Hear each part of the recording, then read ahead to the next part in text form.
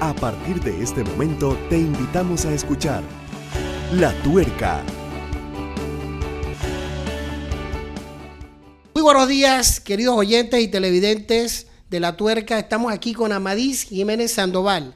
En 1989 era capitán de las Fuerzas de Defensa y estaba asignado, era el responsable de una unidad de infantería de marina en Cocosolo, Colón.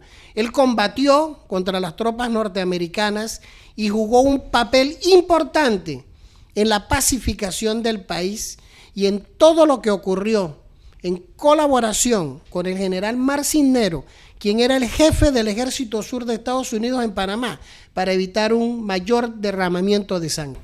¿Cómo fueron los combates esa noche del 19 de diciembre? Bueno, para nosotros en la unidad nuestra comenzó a las 11:20 de la noche. Comenzaron con ametralladora, fuego de ametralladora .50, fuego de un carro de combate con un cañón de 120 milímetros, helicópteros artillados también y un C-130 que nos estuvo disparando desde el techo. Todo eso comenzó a las 11:20 en nuestra unidad. Ahí estuvimos solamente defendiéndonos hasta las 5:30, que fue el final del proceso de rendición. Mucha gente me dice, ¿por qué no te rendiste? Es que rendirse como la gente piensa, eso solamente se ve en películas. O sea, había gente que me preguntaba, ¿y por qué no saliste con una bandera blanca? Porque ya te digo, James, eso solamente se ve en películas. ¿Cuántos muertos, cuántos heridos y qué ocurrió en medio de ese combate? Porque el poder de fuego de los Estados Unidos superó en creces al panameño. Sí, bueno, lo que supe de la cantidad de bajas que se dieron en la Compañía de Infantería de Marina en Cocosolo, pero la Compañía de Infantería de Marina en Cocosolo estaba también en lo que era una pequeña base naval en Cocosolo, que había personal de la Marina que no necesariamente eran miembros o efectivos de la Compañía de Infantería de Marina. De ese grupo de tropas y de oficiales entiendo que murió un subteniente, el subteniente Castillo, murió, y murió otra unidad de tropa, que no recuerdo bien si era sargento o cabo. Del lado nuestro, de la Compañía de Infantería de Marina, entiendo que murieron 3, haciendo un total de 5 en esa área, que no necesariamente todos pertenecían a la Compañía de Infantería Marina. Cuando comienza el bombardeo, yo me reúno con el personal en la parte de abajo, detrás de la sala de guardia, en un saloncito que teníamos ahí para hacer formaciones debajo de techo, y organizamos una evasión y escape en 2 grupos. Y el primer grupo que va a salir, cuando hacemos la evasión y escape, el movimiento de evasión y escape lo estábamos haciendo para salir de la unidad porque estábamos rodeados. Y el fuego venía por el frente del edificio. Entonces, en la parte de atrás del edificio, habían unos carros de la compañía Euromotor, que eran de la marca Lada. Había un patio muy grande de carros y la idea era hacer esa evasión y escape en 2 grupos, camuflarse por ahí y tratar de reagruparnos en Colón, en el área que se llamaba Fall River, caminando por el pantano en medio de la noche. Esa era la idea, porque ni siquiera yo conocía cuáles eran los planes de combate y todos los planes de batalla, las órdenes de batalla que tenía la compañía. Acababa de llegar. Cuando saco el primer grupo para la evasión y escape, del lado, en la calle, en la parte de atrás del edificio, del lado derecho, hacia donde estaba una escuela que se llamaba Tiger Fighter Junior High School, ahí había un nido de ametralladoras. Un nido de ametralladoras con 2 ametralladoras M60. Claro, descubrimos que había un nido de ametralladoras con 2 ametralladoras M60 por el ruido, porque cuando salen los chicos, que eran más o menos unos 18, de lo que más o menos recuerdo, porque hicimos así, de aquí para acá, este grupo arranca con la evasión y escape, y el otro grupo yo me voy al final. En el primer grupo arrancan las ametralladoras y terminan hiriendo a 3 hombres, de los cuales 2 se pudieron camuflar debajo de los carros y uno quedó muy pegado a los carros, pero en la calle. Ese comenzó a gritar y uno de los soldados que se queda conmigo del lado de acá en el edificio iba a salir a socorrerlo y dije, aguántate, porque ya los tiradores que estaban en el nido de ametralladora en la esquina del Junior High School ya sabían que íbamos a hacer una evasión y escape. Entonces, a sacar una evasión y escape en ese momento era sacrificar a los hombres. Ya en ese momento ellos sabían que nosotros no teníamos otra opción. No íbamos a salir por el frente. Íbamos a salir, para poder salir de la unidad, íbamos a salir por la parte de atrás. Entonces le dije a los muchachos, quedémonos aquí y vamos a defendernos aquí como podamos. Comencé a emplazar a cada uno de los chicos, a cada uno de los jóvenes, de los soldados jóvenes, en diferentes esquinas dentro de la unidad, en el piso que estábamos nosotros. En el segundo piso había un dormitorio, todos bajaron y todos estábamos en el piso nuestro. Pero era difícil porque los muchachos jóvenes, muchos estaban con miedo. Y recuerdo muy bien que hubo un momento en que, me acuerdo que le digo a un soldado, le digo, te paras aquí y cualquier movimiento que tú sientas aquí, sin sacar la cabeza, sacas el arma y disparas. Porque no tenían cascos. Y cuando me volteo para colocar a otro soldado en otro punto estratégico, veo que el soldado se viene detrás de mí, muerto de miedo. Y cuando comienzo a mirar alrededor, todos los soldados que estaba poniendo en los diferentes puestos para poder defendernos en la planta baja, se venían hacia mí como si yo fuera la mamá gallina, con los pollitos. Tuve que hablarles un poquito fuerte. En ese momento tuvimos que hacer conciencia y un sargento, que no recuerdo el nombre, que trabajaba en la armería, me ayudó. Ese sargento con mucho valor me ayudó y me dice, mi capitán, vamos muchachos, miren, porque ya tenía mucha familiaridad con ellos. Ellos están tan muertos de miedo que, o sea, todos se venían conmigo, como si el estar conmigo fuera la salvación. Entonces, poquito a poquito nuevamente comenzamos a colocarlo en los diferentes puestos. Hubo un momento en que se incendia la parte de donde estaba el edificio. Habían dos maquiladoras de unos chinos. Habían dos maquiladoras de ropa en las esquinas y las dos maquiladoras de ropa se incendian. Y cuando se incendian y nosotros comenzamos a sentir el calor, nos metimos con la gente debajo de un búnker que había ahí, que yo supongo ese búnker era para guardar torpedos en la Segunda Guerra Mundial, porque era muy fuerte. Nos metimos en el búnker y esperamos un poco que pasara el calor. Cuando digo un poco, no puedo precisar la cantidad de tiempo que nos quedamos ahí. Hasta que llegó el momento en que cuando salimos del búnker ese y volvimos a colocarnos en el edificio, en los puntos donde estábamos para defendernos, comenzamos a oír las voces de los soldados que ya acababan de hacer el asalto dentro de la unidad. Y dentro de lo que son los conceptos militares de fuego y maniobra de combate, ellos primero hicieron un fuego de ablandamiento muy fuerte, muy nutrido. También nos dispararon con el Red Eye desde el C-130, que rompieron todo el techo y rompieron la cancha de basquetbol. Y en ese momento lo que yo me imagino es que ellos solamente venían a rematar o a recoger heridos. Cuando ellos se enteran, estando en el edificio, que había tropa, y había una gran cantidad de tropa porque se escuchaban las voces, todo el mundo se pone nervioso en ese momento, y en ese momento es cuando comienza una voz en castellano de parte de los americanos a gritar en español, alto el fuego, alto el fuego. Entonces, cuando ya yo reconozco esa voz en español, en castellano, alto el fuego, yo comienzo a decir a los muchachos, alto el fuego. Pues todo el mundo estaba disparando un poquito a lo loco también, y de parte de ellos también estaban disparando a lo loco.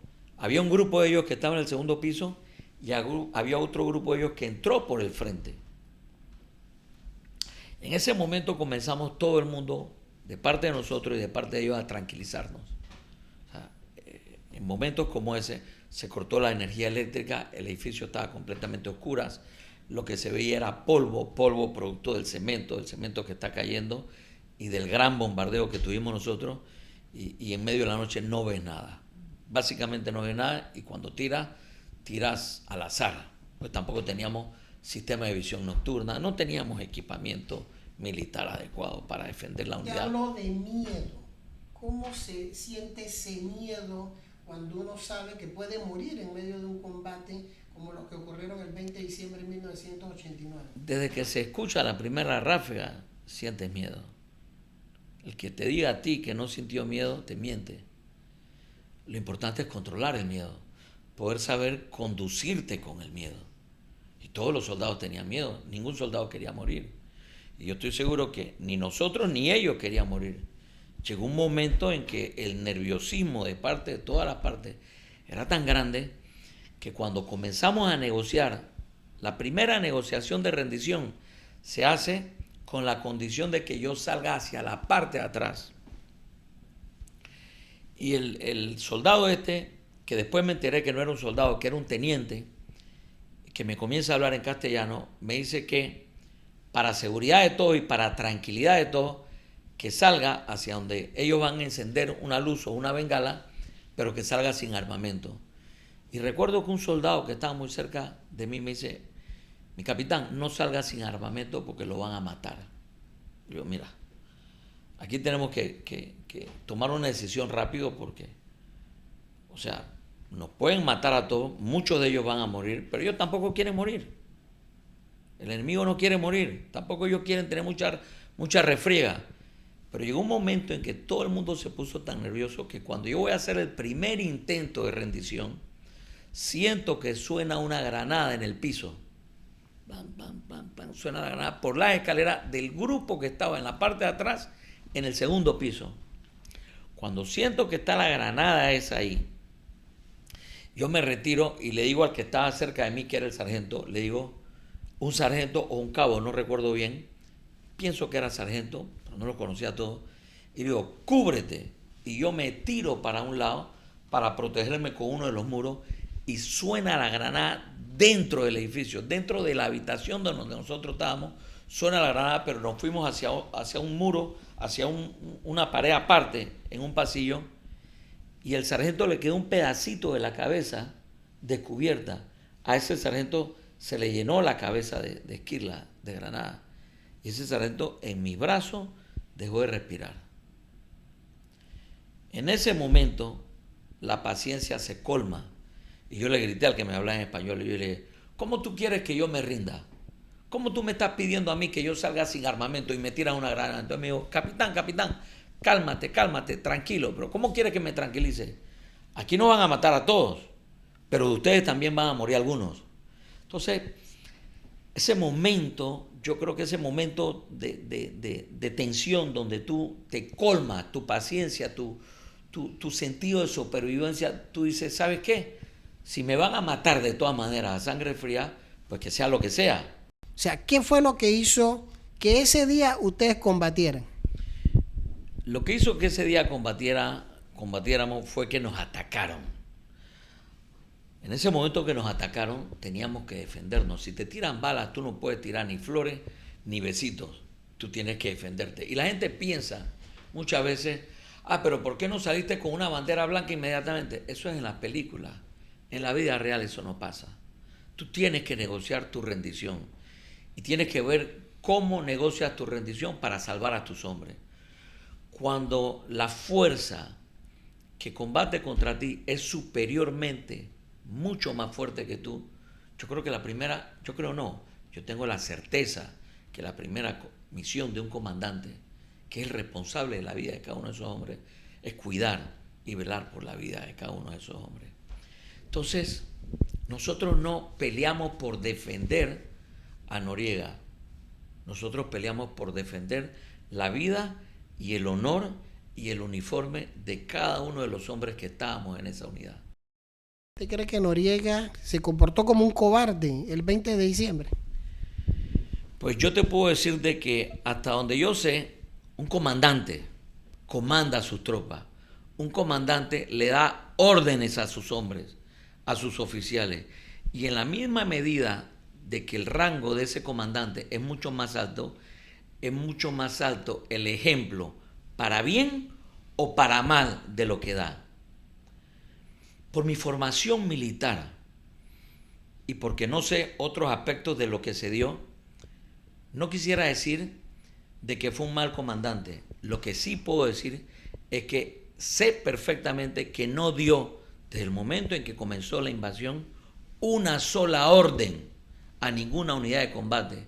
No hubo comando, no hubo control, no hubo ejemplo, no hubo reagrupación o no hubo por lo menos la hidalguía ante la superioridad del enemigo, decir yo soy el comandante de estos hombres y vamos a rendirnos de una forma digna. Ni siquiera el que se decía que era nuestro comandante tuvo la hidalguía de hacer eso.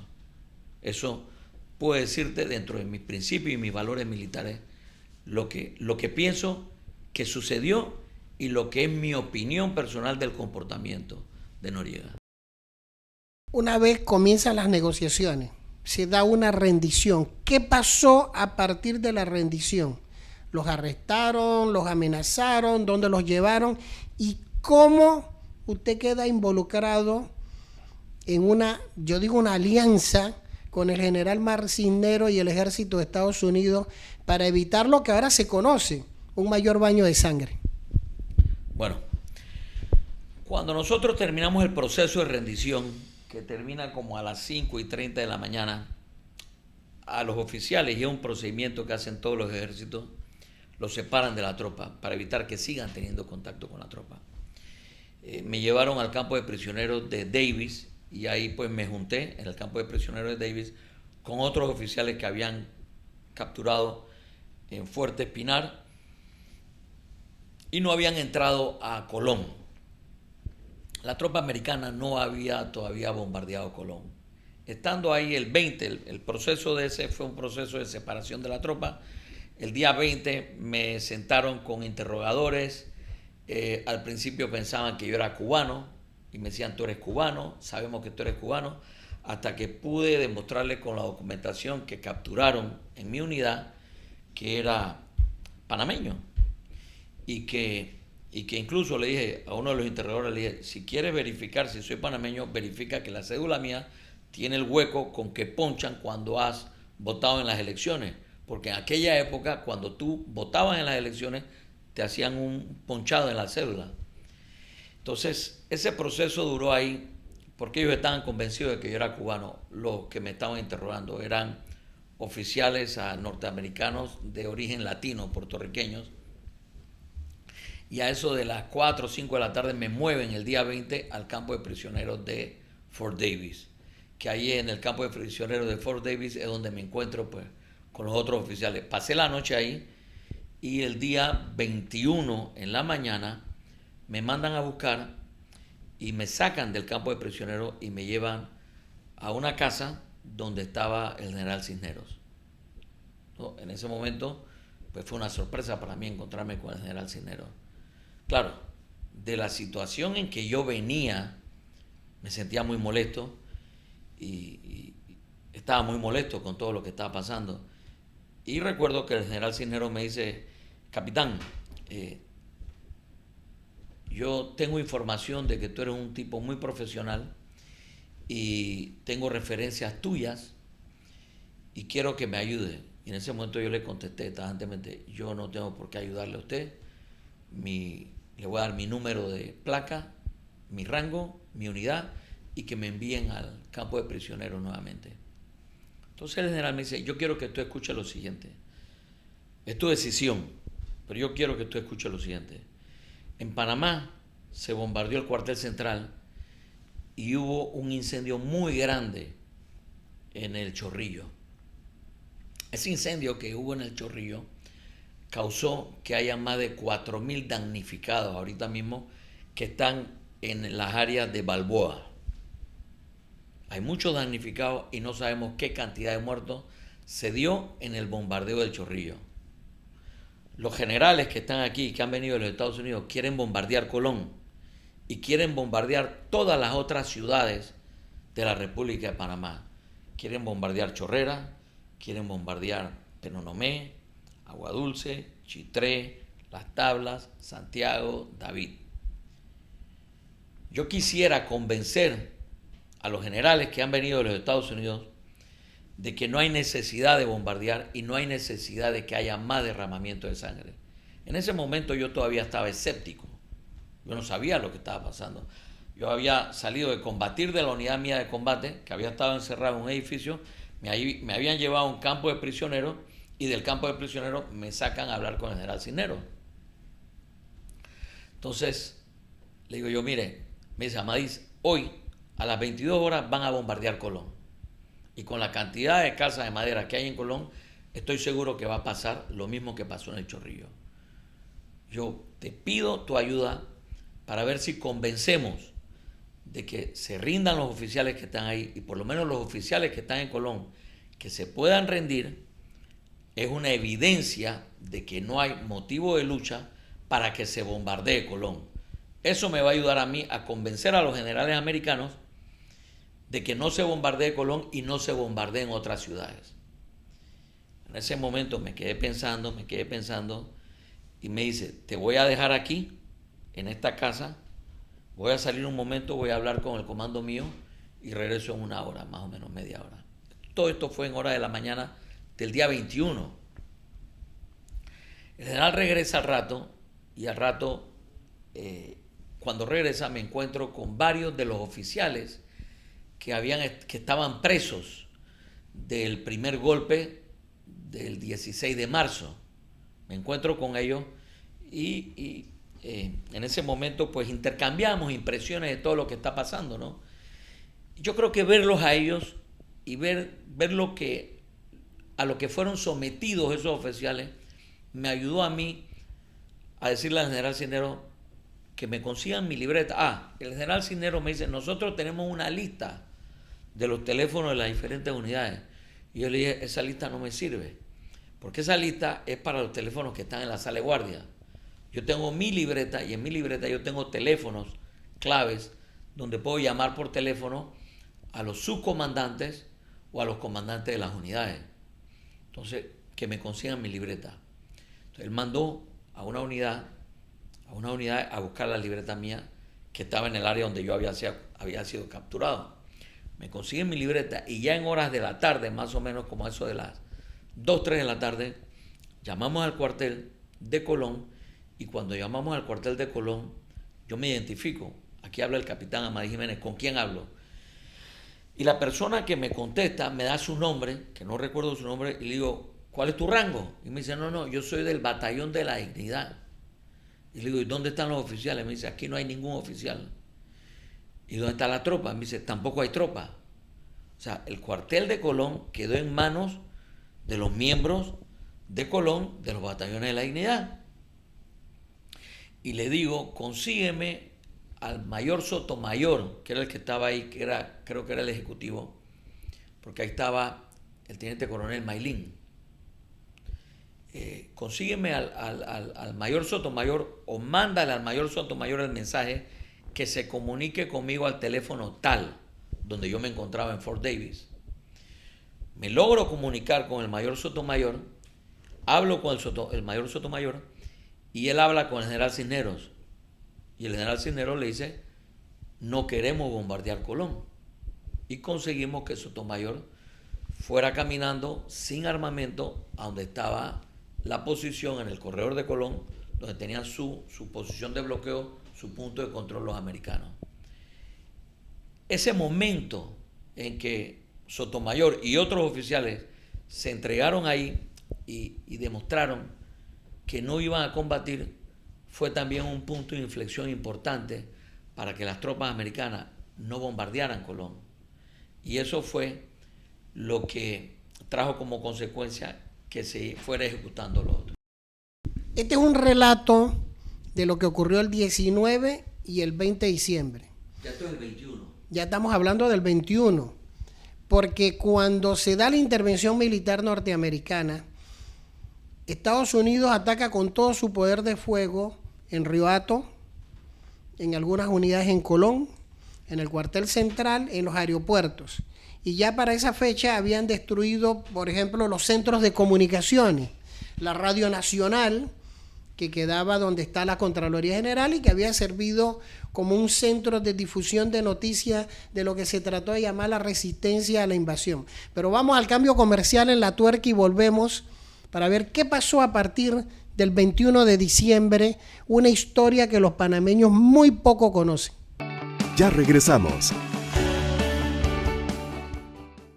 Estamos de vuelta. Estamos de vuelta aquí en La Tuerca con Amadís Jiménez Sandoval, quien fuera capitán de las Fuerzas de Defensa y hombre clave en los acontecimientos que ocurrieron después del 20 de diciembre. Y ya lo hemos escuchado. Las cosas que se decidieron evitaron un mayor derramamiento de sangre. Cuando se rinde la Plaza de Colón, ¿qué ocurrió a partir de ese momento y cuál fue su intervención?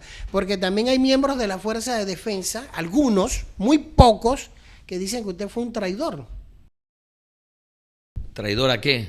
Después que tú combates, ¿eres traidor a qué? ¿A qué eres traidor? Si yo creo que lo más conveniente y mi convicción de ciudadano, de ser humano, de cristiano, me indicó a mí de que por qué teníamos que sacrificar poblaciones enteras con gente inocente, con panameños que ni siquiera tenían que ver con las armas, morir. Yo creo que lo que hice, lo hice con mi convicción de ciudadano, convicción más firme de panameño, porque no era justo que panameños inocentes murieran a causa de una invasión norteamericana, de la cual nunca estuve de acuerdo tampoco, pero la invasión norteamericana tuvo sus orígenes y hay que ver bajo qué efecto se dio esta invasión. Entonces, el tema de traidor, pues yo creo que lo más importante es que cada uno coloca a la persona y el tiempo coloca y la historia coloca y los hechos colocan a cada uno en la posición correcta. Más bien, pudiéramos decir, y no me gusta entrar en este debate de qué es bueno y qué es malo. Yo prefiero entrar en el debate de decir lo que yo pensé que era lo correcto. Y lo que yo pensé que era lo correcto era imaginarme a un Noriega y a todo el Estado Mayor combatiendo. Dígame usted cuántos del Estado Mayor defendieron a sus hombres. ¿Cuántos del Estado Mayor estuvieron al frente de cada uno de sus hombres para defenderlos? Yo creo que solamente hacerse ese análisis denota el tema o el concepto de traidor. El general Cisneros me dice que él quiere que yo venga a Clayton y que me reúna en Clayton con el encargado de negocios de la Embajada de los Estados Unidos, porque se tiene que tomar una decisión para ver si se reincorpora a los miembros de la Fuerza de Defensa en una nueva formación de una policía o si se forma una nueva policía. Él, el general Cisneros, era un convencido de que la Fuerza de Defensa no estaba toda involucrada en temas de narcotráfico o en temas de corrupción. O sea, la parte que estaba podrida era una parte, pero no era toda la oficialidad y no era toda la tropa. Ese era el convencimiento de Cisneros y de algunos oficiales norteamericanos. Entonces, ¿cómo podrían convencer ellos? Porque la idea también de los americanos era tratar de rápidamente formar una policía en Panamá y por qué no formar una policía en Panamá nueva con toda esa masa profesional que pertenecían a la Fuerza de Defensa. Entonces, cuando voy a reunirme con el señor Bushnell de la embajada en Clayton, a esa reunión me llevaron a mí y participó el señor Bushnell, el presidente Endara, el presidente Ricardo Arias Calderón, el vicepresidente Ricardo Arias Calderón, el vicepresidente Guillermo Ford, el general Cisneros y yo. Endara siempre estuvo muy callado, siempre fue observador y escuchaba mucho. Al igual que el vicepresidente Arias Calderón. El vicepresidente Ford, con ese temperamento que tenía, dijo que él no creía en ningún miembro de la Fuerza de Defensa y que lo mejor era hacer un llamado a los ciudadanos libres de este país, honestos y honrados, a formar una nueva fuerza pública. Yo creo que eso le hubiera demorado a Panamá unos 2 o 3 años para poder concebir una nueva fuerza pública y preparar una nueva fuerza pública. Mientras tanto, iban a tener que estar las tropas americanas haciendo el papel de policía en Panamá. Eso iba a crear un mayor resentimiento ante el antiamericanismo que ya existía en Panamá, con el país dividido como lo teníamos. El país estaba polarizado. Había una gente que clamaba por los americanos y en muchos barrios de este país y en muchas ciudades de este país, cuando entraron los americanos, el pueblo salió a aplaudirlos. y en otras partes del país el pueblo salió a tirarle tomates, que era el mínimo. Entonces Panamá estaba polarizado por la situación política que teníamos. La opinión que me preguntó a mí, el señor Bushnell me preguntó a mí, ¿tú qué opinas? Yo dije, la opinión mía fue, yo pienso que se va a complicar mucho más esta intervención militar que han hecho ustedes los americanos y la situación política que se va a dar en el país si le hacemos un cerco de hambre a esos 14,000 hombres que están preparados, que conocen de armas, que están disciplinados, que tienen una buena moral y los vamos a mandar a sus casas. Más bien deberíamos aprovechar en una forma voluntaria cada uno de los exmiembros de la Fuerza de Defensa, porque ya entendí en ese momento que se iba a formar una nueva fuerza pública, que voluntariamente vengan a formar parte de esa nueva fuerza pública. En ese momento, y yo no lo sabía, me dijeron que en la habitación de al lado estaba el coronel Eduardo Herrera. Y me preguntaron que qué yo opinaba si el coronel Eduardo Herrera participaba en televisión, saliendo en televisión, haciendo ese llamado. Y la opinión mía fue, yo no creo que sea conveniente en este momento que el coronel Herrera haga el llamado, porque el coronel Herrera estaba fuera de Panamá. Mi opinión personal es que debe ser un oficial que la tropa confíe en él, que tenga un rango de mayor para arriba y que sea una persona que cuando haga el llamado vaya a atraer muchísimos miembros en forma positiva a organizar esta nueva fuerza pública.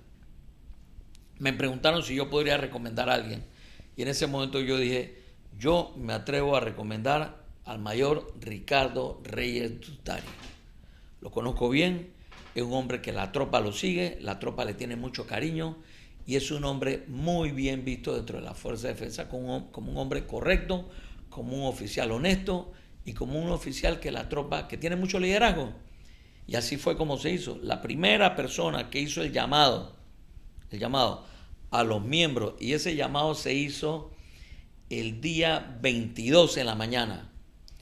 Lo hizo el mayor Ricardo Reyes Dutari desde la base de Clayton e inmediatamente la reacción de los miembros de la Fuerza de Defensa fue positiva y muchos comenzaron a llegar inmediatamente al primer punto de reorganización que se estableció, que fue en el área donde está ahora la universidad, ahí en Curundu, donde está el gimnasio ese que es... el Ovalado. El Ovalado, correcto. Ese fue el primer punto de reorganización y llegaron, no puedo decir qué cantidad, pero sí sé que llegaron miles de miembros de la Fuerza de Defensa a componer una nueva fuerza pública. 30 años después, el país tiene democracia, no hay los conflictos que teníamos en esa época, inclusive muchos de los protagonistas ya no están vivos, los que actuaron para bien y los que actuaron para mal. Y le tengo que hacer dos preguntas. Una, ¿se puede considerar como héroes aquellos soldados que murieron ese día? Y segundo, ¿cree que Panamá está preparado para considerar en los próximos años tener un ejército? El tema ejército yo creo que es hasta cierto punto una palabra semántica. Cuando tú armas, entrenas y adiestras y le das formación a un grupo de personas para dar seguridad, va a estar dada en base a la amenaza que tú tienes. Aunque le llamemos Senafrón al Servicio Nacional de Frontera, son unidades que pudieran pertenecer perfectamente a cualquier ejército del mundo, porque se han preparado, se han equipado, se han entrenado y se han disciplinado para poder cumplir con el rol que tienen ahí.